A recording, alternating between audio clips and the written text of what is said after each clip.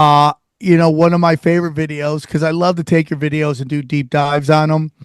One of the things I really liked is your McDonald's ice cream video, and I don't know if that got as much love as it should get because it answers all the questions, which is why are these motherfucking machines always broken? Yeah, dude. I love that one too because like it's such a simple, mundane thing.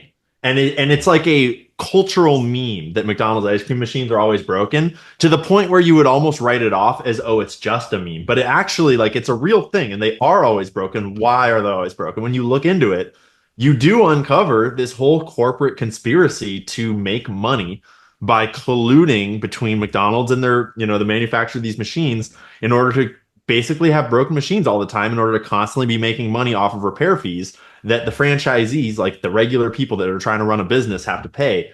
And it's just such a good example of how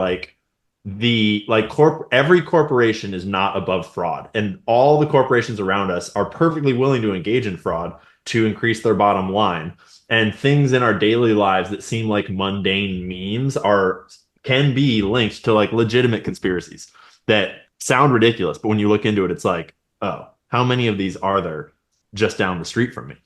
So, correct me if I'm wrong. They're not even. Sorry, they're not even allowed to. The franchisees aren't allowed to repair their own machines, right? No, it's against contract, and the machines are designed specifically so it's like basically impossible to repair them yourself. It's like this archaic thing that is designed to only be interfaceable via a tech that can open the machine up and interface specially with it. And then this company developed like a supercomputing, like a little computer that you could plug into the machine and it would analyze everything and fix it for you. And then this is where it all broke, is they went after that company because they no longer needed to pay for repairs. Yeah. And so they told everyone that you're not allowed to use that machine to fix your own machines.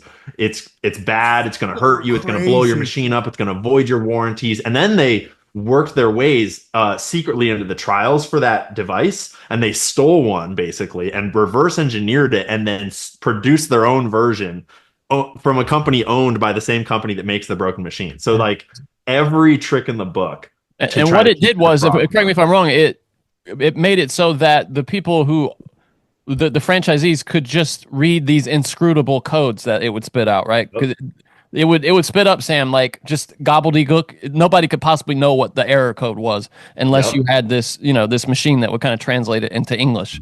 So you could fix it, because people could fix them if they, you had the manual. It was complicated, but you could do it if you knew what the hell was wrong with the thing. And that's all it was. And it's insanity. So if that company's they're litigating right now against the racketeering conspiracy because they came and tried to kill their company. And so I think their lawsuit is for like $9 billion. Right to repair is such a big, important battlefield right now. Right to repair.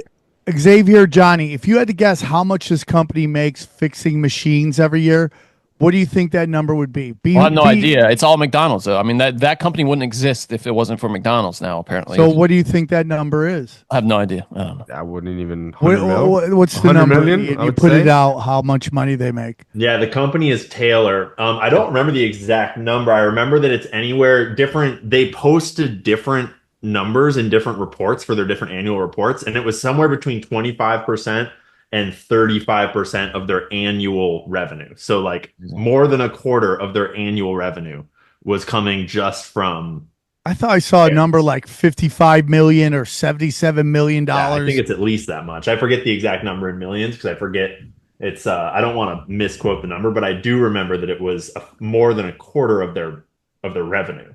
And if you think about how most corporations are operating, like a quarter of your revenue is all of your profit. Like if you take away 25% of your revenue, suddenly you're underwater. Like you're no longer a profitable business. So it's actually crazy.